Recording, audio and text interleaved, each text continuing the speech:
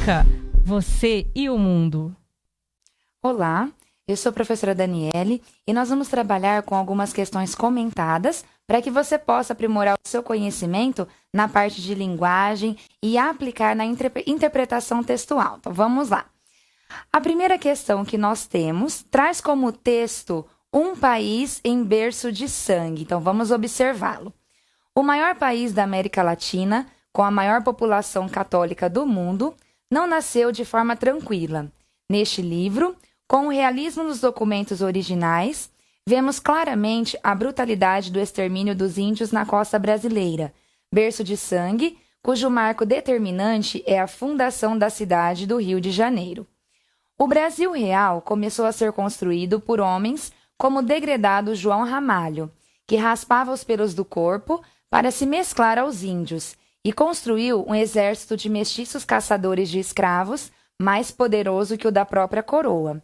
Personagens improváveis como o jesuíta Manuel da Nóbrega, padre gago incumbido de catequizar um povo de língua indecifrável, esteio da erradicação dos hereges antropófagos, líderes implacáveis como Aimberê, ex-escravo que tomou a frente da resistência, e Cunhambebê, cacique imortal que dizia poder devorar carne humana porque era um jaguar.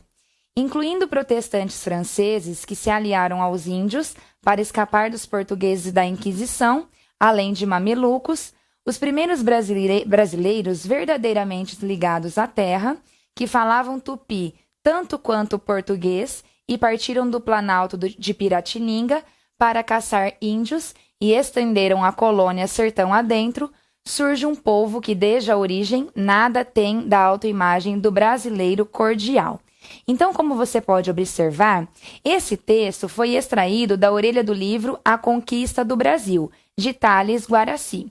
Então, a respeito da interpretação, nós vamos apontar alguns pontos que são principais para que você compreenda como que esse processo deve ser analisado.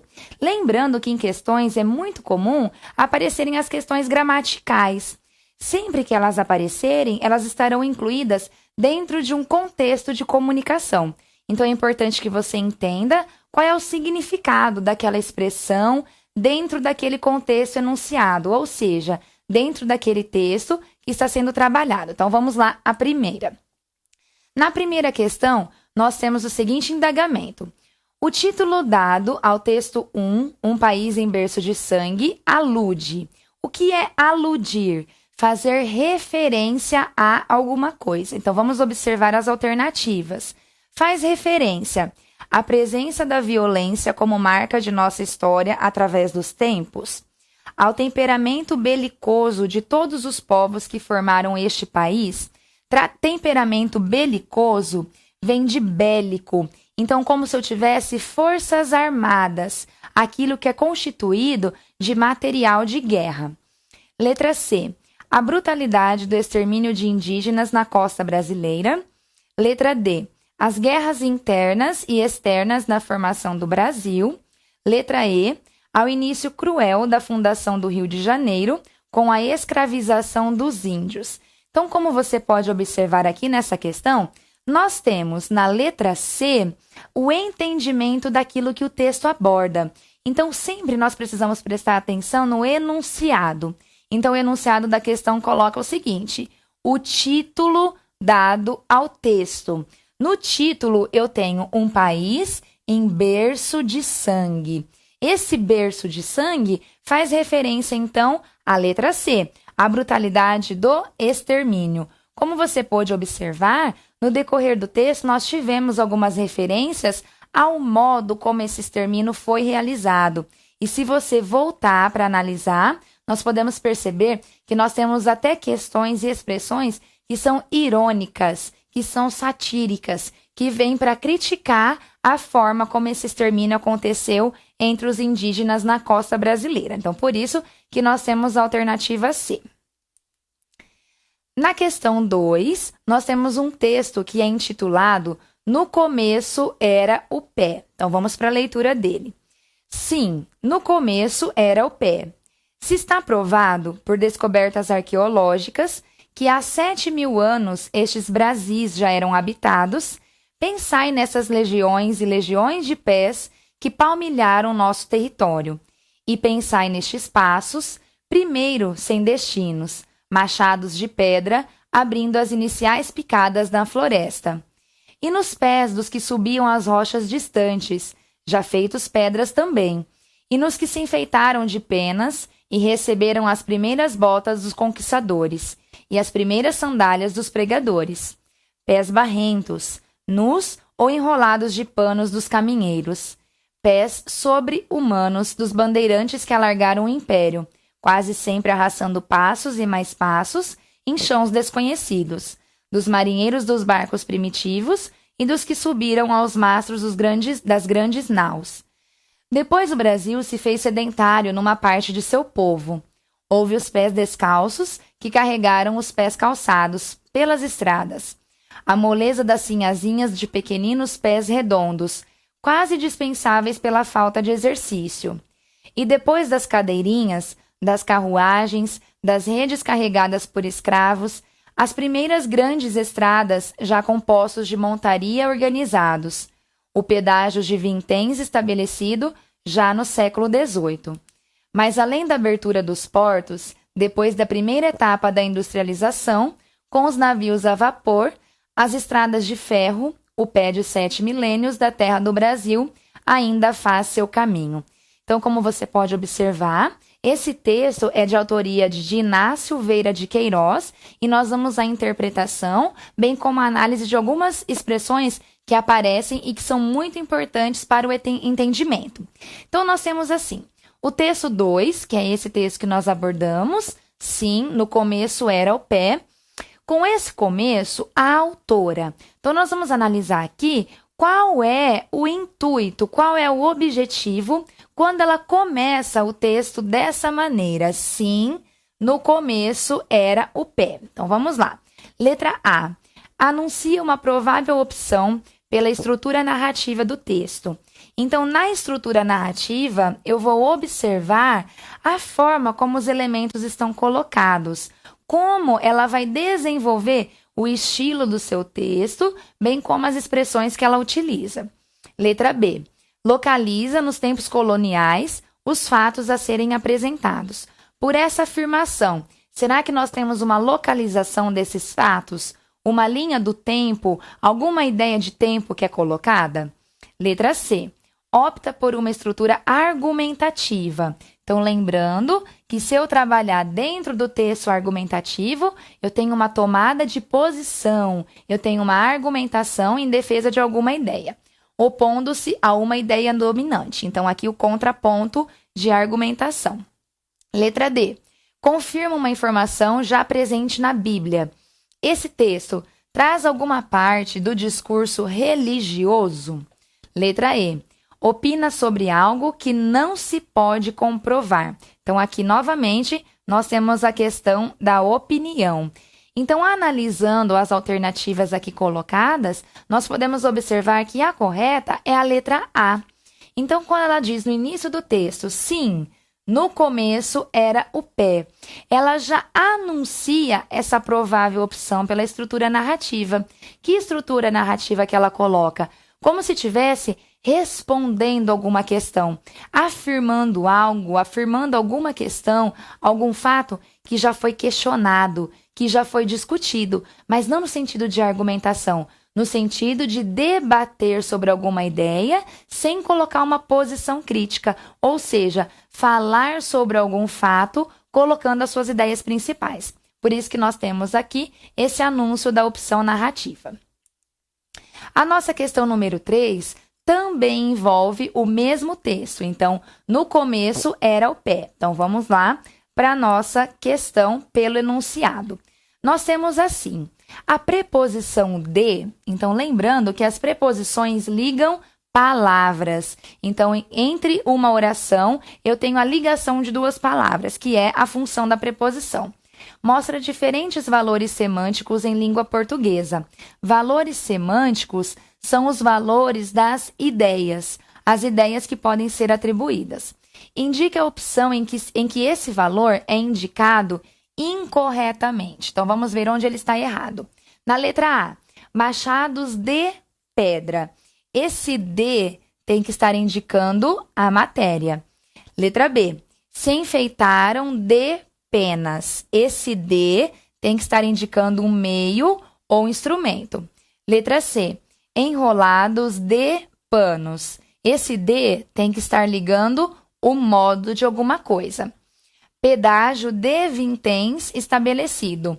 Esse D tem que trazer depois a ideia de preço. E a letra E, sinhazinhas de pequeninos pés redondos. Esse D tem que trazer uma característica. Então, tem uma das alternativas aqui que não traz a ideia semântica adequada. E essa alternativa é a letra C. Por quê? Quando eu tenho enrolados de panos, olha aqui, pano não foi o modo como algo aconteceu, e sim um instrumento como algo aconteceu. Esse instrumento indica essa característica para enrolados. Portanto, modo é a alternativa errada. Então, não indica como alguma coisa foi realizada. Depois, a nossa questão número 4 também trabalha com o mesmo texto. Então, vamos observar o enunciado. Nós temos aqui um segmento. E nos pés dos que subiam as rochas distantes, já feitos de pedra também. A expressão sublinhada se justifica por quê? Então, qual expressão nós temos aqui? Feitos de pedra. O que já eram feitos de pedras? Então, vamos observar. E nos pés, então eu tenho o substantivo, que subiam até as rochas. Uma oração adjetiva está qualificando os pés.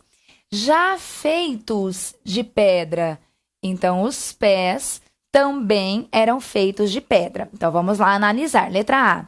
Todas as pessoas referidas já morreram há muito tempo. Letra B. Todos esses pés se tornaram monumentos em nossa história. Letra C. Os pés se endureceram pelo sacrifício das caminhadas. Letra D. As pessoas se tornaram insensíveis diante do sacrifício alheio. Ou letra E. O trabalho excessivo tornou brutais e animalescos os pés dos caminhantes. Então, por essa observação que nós fizemos da análise da oração, nós podemos perceber que a alternativa correta é a letra C.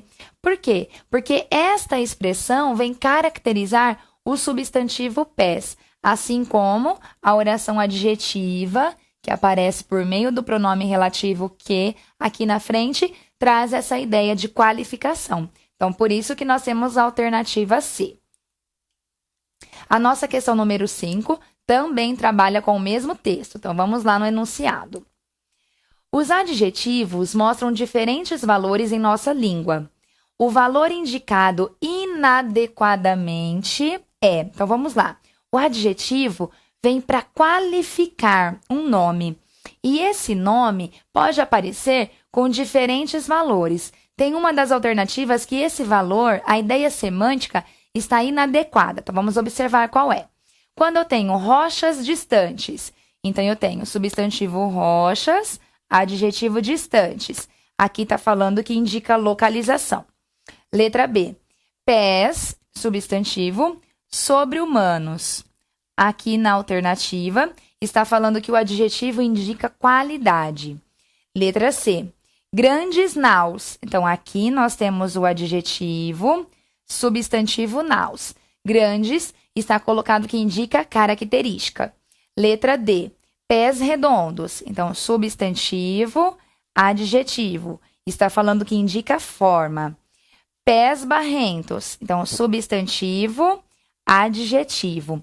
Então, qual dessas alternativas possui uma ideia semântica inadequada? Nós temos aqui a letra E.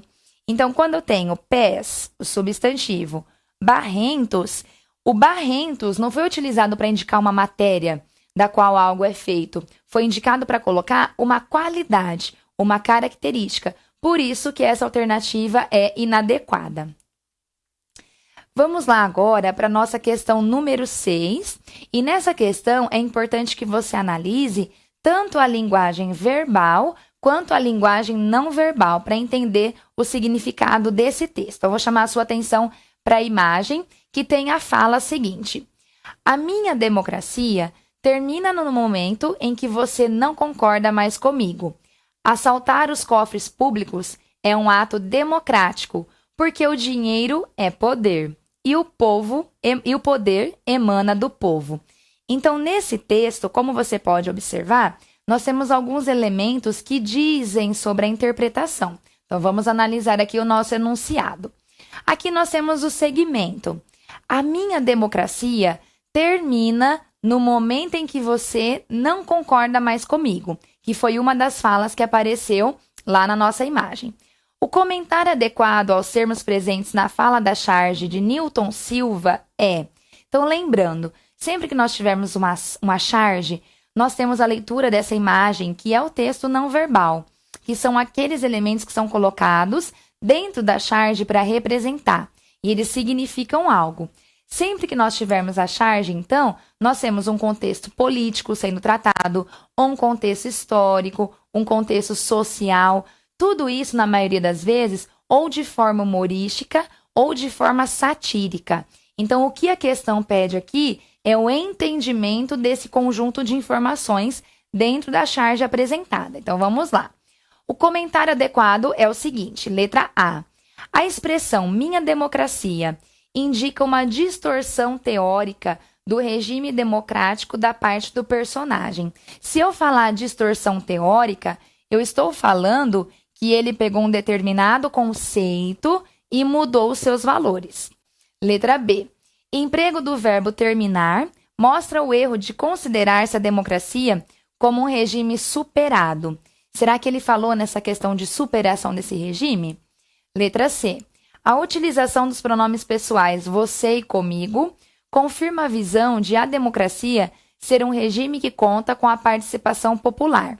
Então, pensa se lá na questão foi falado sobre a participação popular. Letra D. A presença do verbo concordar confirma a visão de que o regime democrático sobrevive graças à solidariedade entre os cidadãos. Então, foi colocada alguma questão de cooperação e solidariedade? Letra E. O uso do advérbio mais se refere implicitamente à presença de opiniões diferentes com que convive o regime democrático. Então, como você pode observar, a alternativa correta aqui é a letra A. Então, quando ele usa a expressão minha democracia, nós temos uma distorção, ou seja, algo que é democrático exige a participação popular, exige a análise das opiniões. Quando ele coloca minha democracia, ele está colocando algo que vai ser imposto, que vai ser colocado pronto para que a sociedade aceite ou não, para que ela observe ou não um determinado fato. Então, aqui nós temos uma distorção teórica, ou seja, na verdade, ele não está agindo de acordo com o regime democrático. Vamos agora para a nossa última questão desse bloco, que é a nossa questão número 7. E nessa questão, nós temos a análise do texto Coordenação entre órgãos gestores. Então, vamos lá. Um plano de contingência para o trânsito necessita de planejamento prévio para lidar com situações emergenciais e atuar em casos que venham a causar transtornos nos principais corredores viários de uma cidade. O aumento progressivo da frota de veículos provoca congestionamentos, que muitas vezes impedem que os procedimentos planejados de emergência sejam adotados. Nesses casos, passam a exigir ações mais criativas e diferenciadas, devendo ser planejadas por equipes de técnicos especializados com a parceria das universidades. O gerenciamento de acidentes de trânsito, como a velocidade que se desfaz o local de uma batida numa via estrutural, envolve o uso de equipamentos especiais, como helicópteros e de pessoal devidamente treinado para isso. É crucial haver integração e coordenação entre os órgãos gestores da mobilidade urbana, para solucionar rapidamente as demandas dessa natureza. Situações como obras, fechamento de ruas e de faixas de tráfego, enchentes, alagamentos das vias e quedas de encostas e árvores que impedem a circulação normal de veículos, necessitam de sinalização adequada, de informação relevante e bem veiculada em várias mídias, de agentes de trânsito devidamente preparados, de cavaletes e indicação dos desvios possíveis para diminuir os impactos negativos.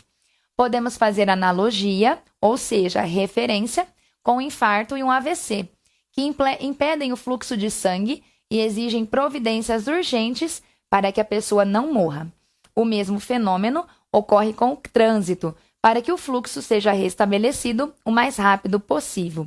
Então, como vocês observam aqui, nós temos um texto informativo. Então, tem a função de informar sobre algo, que foi o quê? Mobilidade urbana e a questão dos sinais de trânsito, bem como a questão do trânsito em si. Bom, nós temos aqui na nossa questão.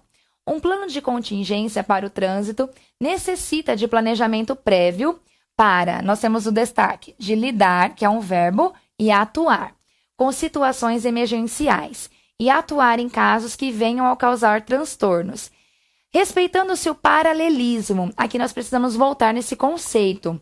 Paralelismo é quando eu tenho duas palavras que são da mesma classe morfológica, que no caso aqui são os verbos, que precisam ser conjugados na mesma pessoa e tempo verbal. E assim também acontece com as outras classes. Então, respeitando-se aqui o paralelismo, então nós vamos conjugar os dois na mesma forma e pessoa. As formas que podem substituir adequadamente as formas nominais sublinhadas são. Então, nós temos lá na alternativa que lide, que atue. Então, dessa forma, nós temos o verbo no presente do subjuntivo, quer dizer que aconteça. Que lide ou que atuem, que lidasse, que atuasse, a liderança, a atuação ou a lide e atuante. Voltando aqui, nós temos um plano de contingência para o trânsito, necessita de planejamento prévio. Para, se eu colocar, para que lide, para que atue.